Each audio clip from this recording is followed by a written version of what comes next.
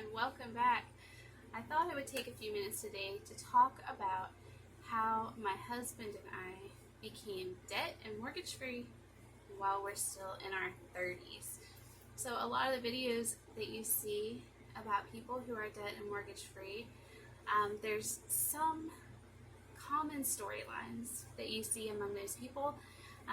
One is that they are older, they've, worked hard through their lives. They're ready now to enjoy a few years without debt and just living simply. There are the people who are very young and who have done crazy and amazing things. They have started businesses, they've put off having children, they've saved 80% of their income.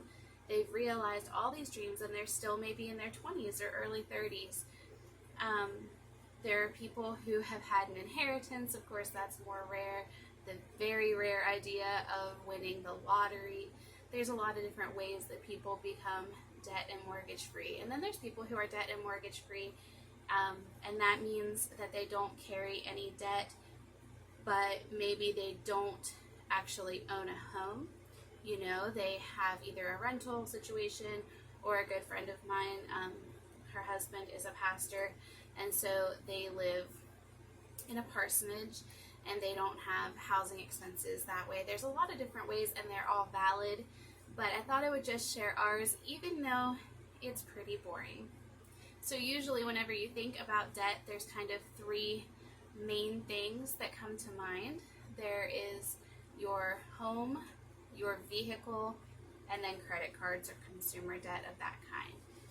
So as far as our home, we have lived in this house since we got married over 18 years ago. I was 16, my husband was 19. We had a 6-week-old little boy when we got married, and we moved into this house, which had been my grandparents'. My mom inherited it, and we lived here for the first year, not having to pay rent at all. After that, we set up a rent-to-own agreement, and so we paid our house off over the course of 15 years. It was a good deal. We have a small house, 1,300 square feet. We have 5 acres of land here.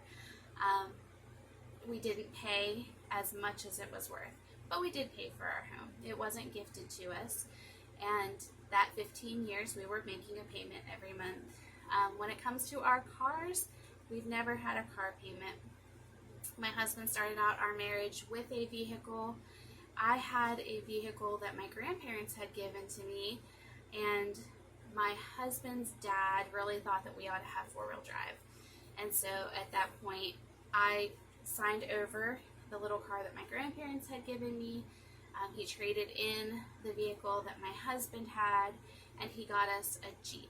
And so we started our marriage with a Jeep. I didn't have a driver's license until I was 21.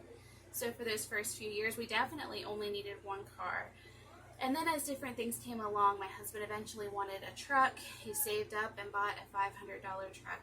Eventually, we needed a van as our family grew.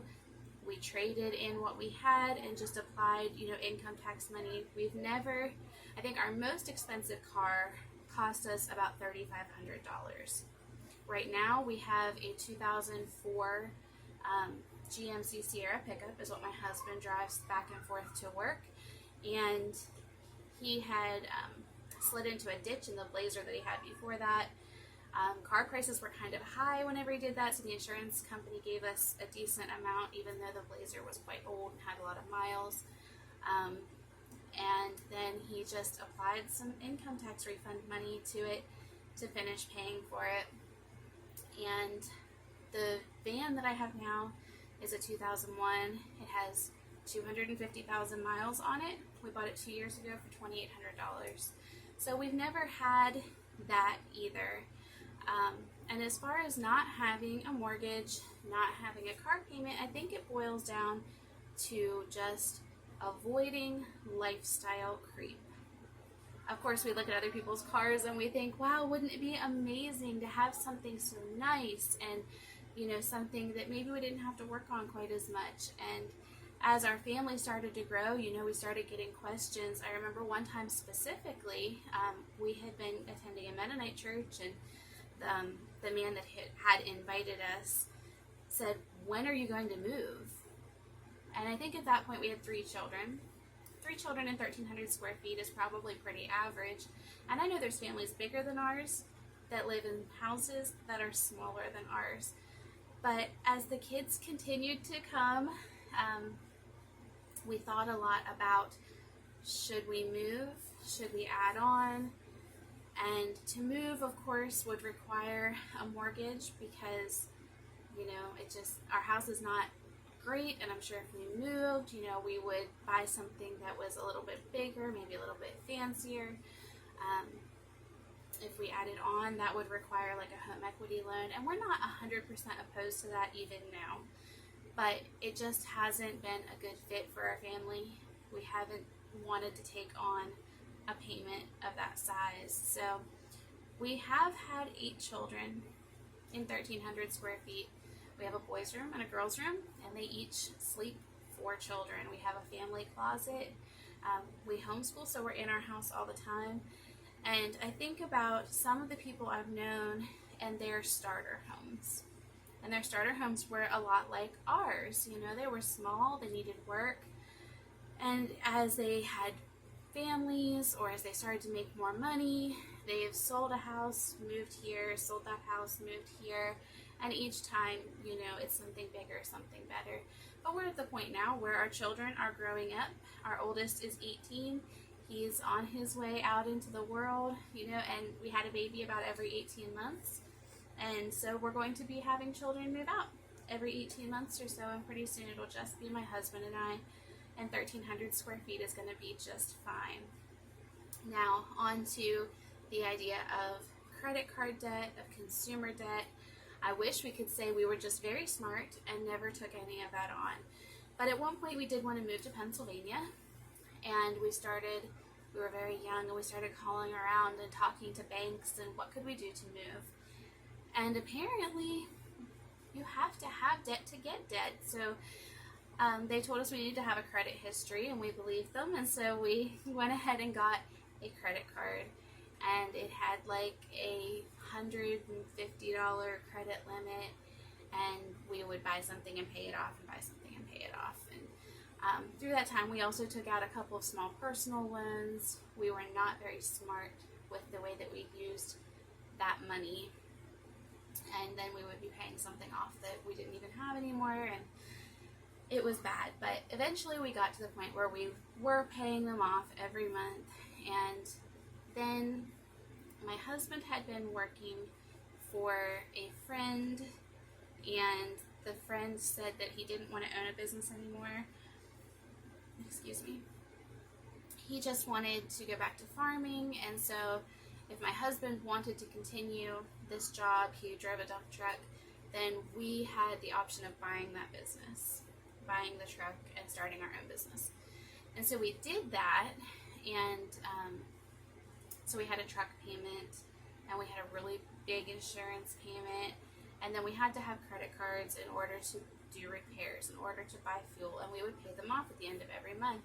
And we were doing okay until the dump truck motor blew up, and then the transmission went out, all within a very short time, and we had to live on the credit cards for a little while.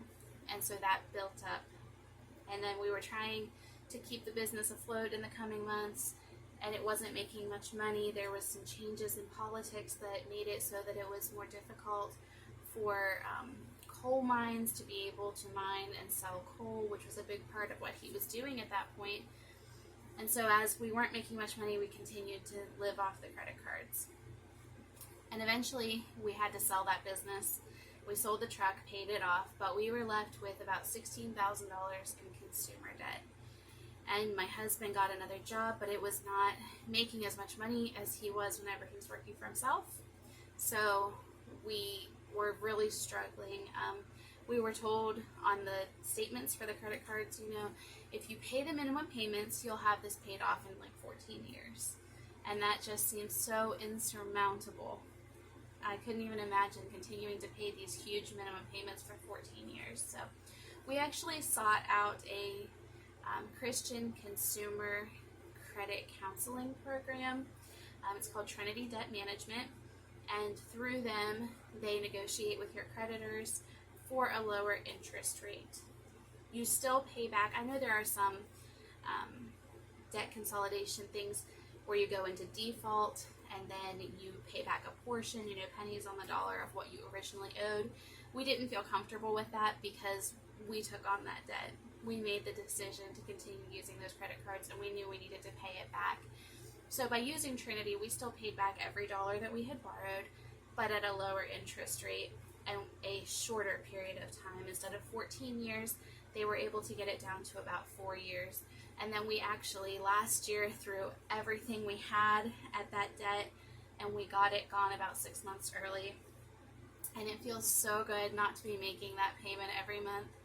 And so as of January, we are 100% debt and mortgage free. And the reason that that's important is that if you have followed me for any length of time here or on Instagram, you know that the nature of my husband's work, he now works for a paving company in our area. He drives a dump truck. He hauls aggregates. That's kind of seasonal work. And so he works really hard from about March or April until November or December. And he gets as much overtime as he can and all of that.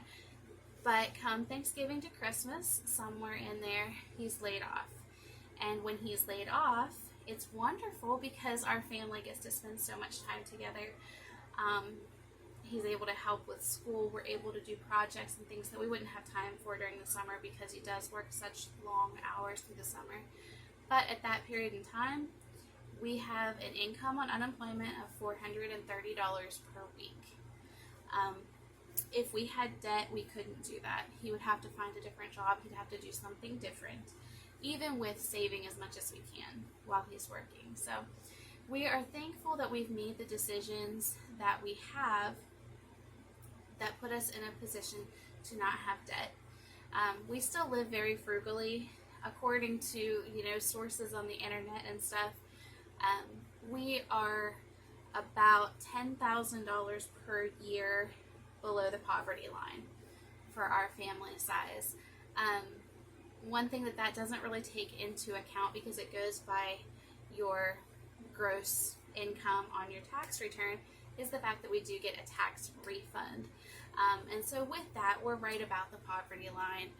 And I know people who make a lot more and struggle more than we do.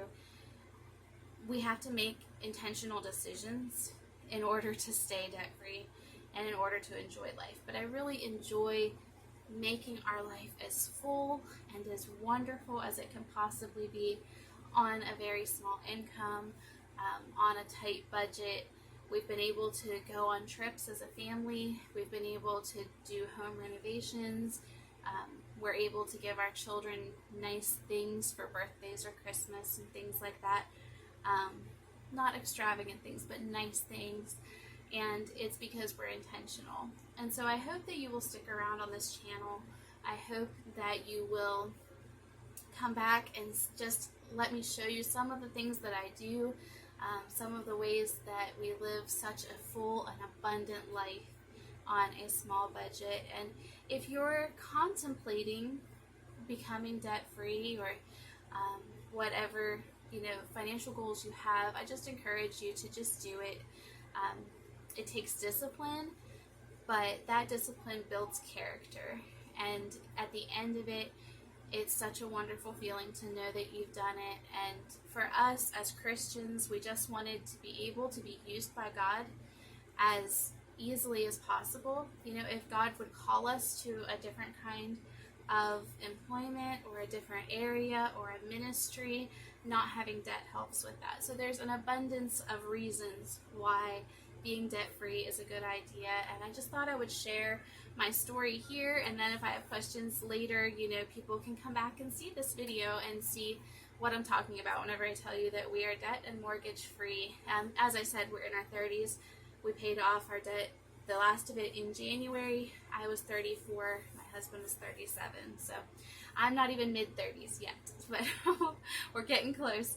So that is our story. Thank you so much for watching, and I will see you in the next video. Bye.